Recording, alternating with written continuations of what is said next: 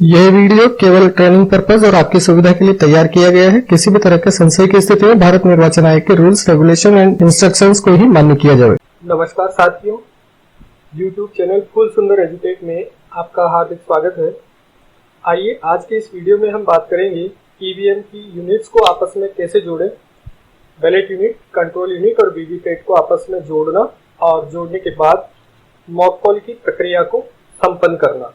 अभी तक आपने चैनल को सब्सक्राइब नहीं किया है या चैनल पर पहली बार आए हैं तो चैनल को सब्सक्राइब जरूर कर लीजिए, क्योंकि इस चैनल पर आपको चुनाव प्रशिक्षण से संबंधित और शिक्षा विभाग के साथ साथ अन्य विभागों से संबंधित समस्त जानकारियां मिलेगी जो आपके लिए काफ़ी हेल्पफुल होगी। तो वीडियो को कर दीजिए लाइक, क्योंकि आपके द्वारा किया गया लाइक और सब्सक्राइब ही हमारी मेहनत का फल है। तो लीजिए शुरू करते हैं आज के इस वीडियो को और सीखते हैं कि कैसे हम EVM की जो तीनों मशीनें हैं CU, BU और VVPAT तीनों को कैसे कनेक्ट करेंगे और कनेक्ट करने के बाद मॉक पोल की प्रक्रिया को कैसे हम संपन्न करेंगे। तो साथियों, सबसे पहले हम बात करते हैं EVM की यूनिट्स को आपस में जोड़ना। मतदान मशीन में आपको 3 यूनिट दी जाएगी, एक बैलेट यूनिट, एक VVPAT और एक कंट्रोल यूनिट। बैलेट यूनिट के केबल दिख रही है आपको, कंट्रोल यूनिट के कोई केबल नहीं है और ये VVPAT के केबल है। सबसे पहले BU की केबल को पकड़ना है। ये VVPAT का पिछला हिस्सा आप देख रहे हैं यहाँ पर दूसरे चित्र में, ये देखिए हाथ से इसको पकड़ते हुए। और तीसरी जो पिक्चर है, इस BU की जो केबल है उसको हमने VVPAT में कनेक्ट कर दिया है। यहाँ आपको ये ध्यान देना है कि यहाँ जो इसकी केबल है इसमें एक तरफ रेड और एक तरफ ब्लैक है, तो आपको रेड को रेड से मिलाना है और ब्लैक को ब्लैक से मिलाना है। तो ये चौथे चित्र में इस प्रकार की स्थिति आ जाएगी साथियों। इसके बाद आप ये जो नॉब है इसकी, इस नॉब को आप खड़ा करना नहीं भूलें, इसको वर्किंग मोड में करना नहीं भूलें साथियों। उसके बाद अब दूसरी केबल बचती है हमारे पास VVPAT की केबल। VVPAT की केबल को हम जोड़ेंगे कंट्रोल यूनिट से। तो देखिए आप इस प्रकार से आप उसको पकड़ लें। ये कंट्रोल यूनिट का पिछला हिस्सा है और दूसरे चित्र में जो दिखाया है कि ये VVPAT की केबल कंट्रोल यूनिट के पीछे हमने कनेक्ट कर दी है। ढक्कन को हम बंद कर दें और इस स्थिति में हमारे पास ये आ जाती है। अर्थात कंट्रोल यूनिट, VVPAT और बैलेट यूनिट को जोड़ने का ये तरीका रहेगा। BU को जोड़ेंगे VVPAT से और VVPAT को जोड़ेंगे CU से। तो साथियों, ये इस प्रकार की स्थिति बन जानी चाहिए।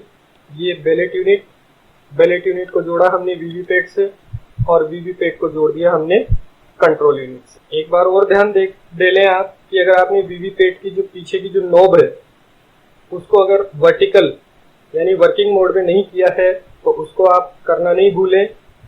उसके बाद आप क्या करेंगे, CU को ऑन कर दें। कंट्रोल यूनिट के पीछे जो पावर ऑन ऑफ स्विच है उसको आप ऑन कर दें। CU को क्लियर बटन की सहायता से, यानी सबसे पहले ऑन करने के बाद अब आपको कंट्रोल यूनिट का क्लियर बटन दबाना है और उपस्थित जितने भी मतदान अभिकर्ता है, एजेंट है, उनको मशीन में पूर्व में कोई वोट नहीं है, इस हेतु आपको उनको संतुष्ट करना है। जैसे ही आप उसको ऑन करेंगे कंट्रोल यूनिट को, VVPAT में 7 पर्चियां कटकर गिरेंगी। ये इस तरह की 7 पर्चियां आपको VVPAT के स्लिप ड्रॉप बॉक्स में गिरेंगी। ये डायग्नोस्टिक स्लिप्स होती हैं जो इसकी सेल्फ चेकिंग करती हैं। अब साथियों, इसके बाद जब हमने तीनों मशीनों को कनेक्ट कर दिया, VVPAT का पीछे का जो नॉब है उसको हमने खड़ा कर दिया, वर्टिकल कर दिया, अर्थात वर्किंग मोड में उसको कर दिया और कंट्रोल यूनिट का स्विच हमने ऑन कर दिया। जैसे ही हमने ऑन किया 7 पर्चियां उसमें कटकर गिर गई। अब उसके बाद हमारी प्रक्रिया शुरू होगी, मॉक पोल की प्रक्रिया।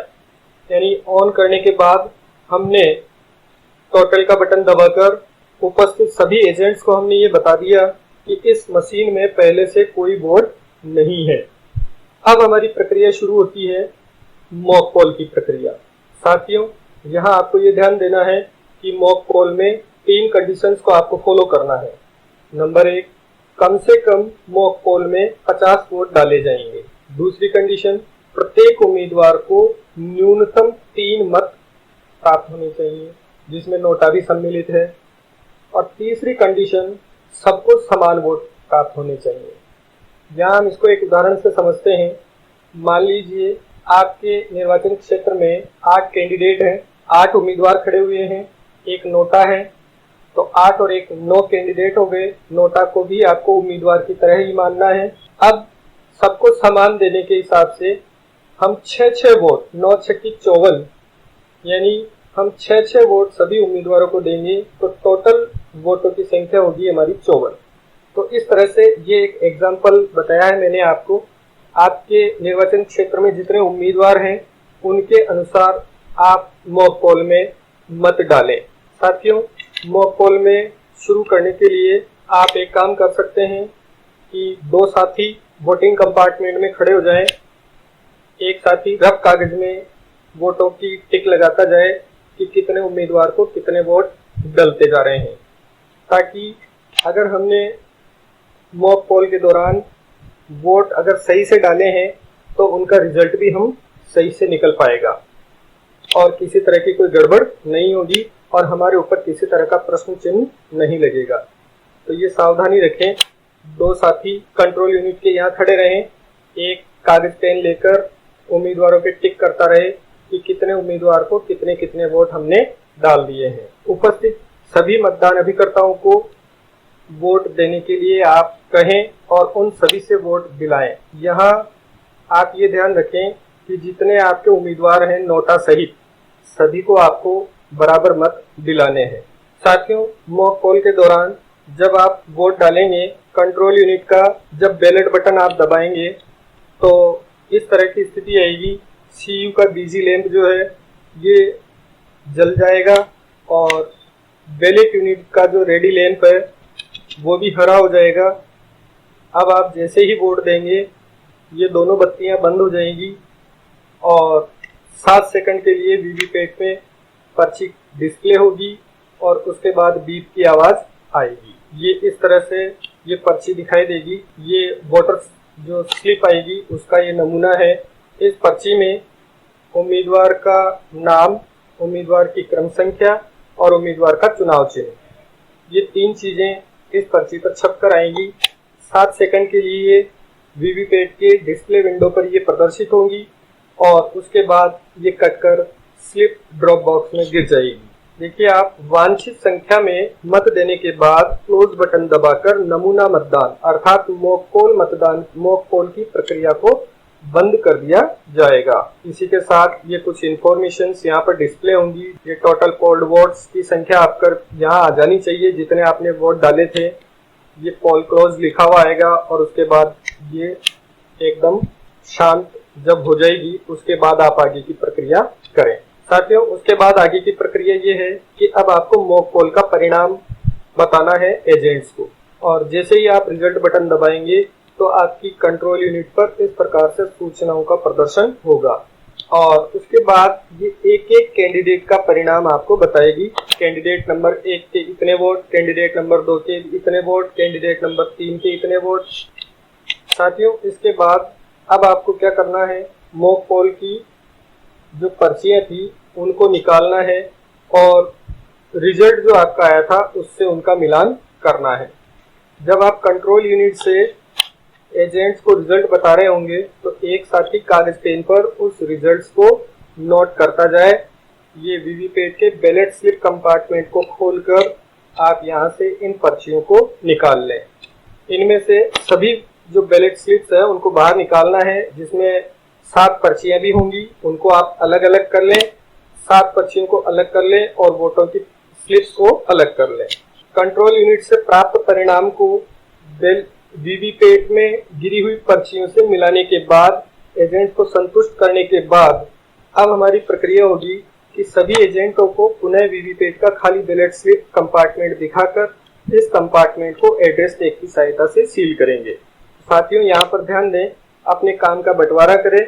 2 साथी रिजल्ट बताने में रहें और 2 साथी सीलिंग की कार्यवाही को अंजाम दें। यानी जब आप 2 साथी उधर रिजल्ट बता रहे हैं तो 2 साथी इधर वीवीपैट के स्लिप ड्रॉप बॉक्स को सील करें एड्रेस टैग पर आवश्यक पूर्तियां करके, और इसे आप सील करने की कार्यवाही करें।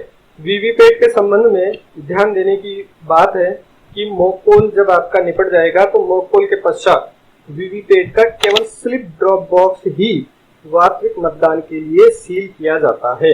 बाकी सारी चीजें ऑलरेडी आपको सील्ड की हुई मिलेगी, केवल आपको स्लिप ड्रॉप बॉक्स जो है उसी को आपको एड्रेस टैग लगाकर सील करना है। साथियों, स्लिप ड्रॉप बॉक्स में से जो पर्चियां निकलेगी मॉक पोल के दौरान डाले गए वोटों की और 7 पर्चियां जो टेस्टिंग की थी, उन सभी पर्चियों के पीछे मॉक पोल स्लिप की सील आपको दी जाएगी। वो सील आपको उन पर्चियों पर लगानी है, सभी पर्चियों पर सील लगाने के बाद इन स्लिप्स को एक काले रंग का लिफाफा आपको दिया जाएगा। उस लिफाफे में आपको इनको रखना है और इस लिफाफे को सील करना है। इस लिफाफे को पारदर्शी एक प्लास्टिक का बॉक्स आपको दिया जाएगा, उस बॉक्स में रखकर उस पर आपको पिंक पेपर सील लगानी है। स्वयं पीठासीन अधिकारी भी इस पर हस्ताक्षर करे और उपस्थित एजेंट के भी इस पर हस्ताक्षर करवाए। साथियों, ये पिंक पेपर सील एक स्टिकर नुमा होती है, जिसके पीछे स्टिकर होता है, उसको आपको उतार कर इसको चिपकाना होता है। अर्थात इसके पीछे आपको गोंद लगाकर इसको नहीं चिपकाना है, बल्कि इसके कोने से नाखून की सहायता से इसके स्टिकर को उतार कर इसी को चिपकाना है। साथियों, जब ये प्रक्रिया पूरी हो जाएगी, मॉक पोल के परिणाम आप दिखा चुके हैं। मॉक पोल के परिणाम दिखाने के बाद मतदान अभिकर्ताओं को ईवीएम की कार्यप्रणाली से संतुष्ट करने के उपरांत क्लियर का बटन दबाना जरूरी है। साथियों, यहाँ ये ध्यान दें कि अगर आप क्लियर का बटन नहीं दबाएंगे तो मॉक पोल में डाले गए वोट आपके एक्चुअल पोलिंग में शामिल हो जाएंगे। तो यहाँ इसलिए विशेष ध्यान दें। हड़बड़ी में अक्सर ये गलती हो जाती है कि मॉक पोल की जब प्रक्रिया पूरी हो जाए, रिजल्ट आप बता चुके हैं, तो उसके बाद आप क्लियर के बटन को दबाना नहीं भूलें। जब आप क्लियर का बटन दबाएंगे तो इस तरह से ये सूचनाएं प्रदर्शित होंगी, अर्थात मशीन जो है सारे वोट्स को वो डिलीट कर देती है। कैंडिडेट 1 को 0, 2 को 0, 3 को 0, इस प्रकार से पूरी प्रक्रिया होती है और जब एंड आ जाता है तब ये प्रक्रिया संपन्न होती है।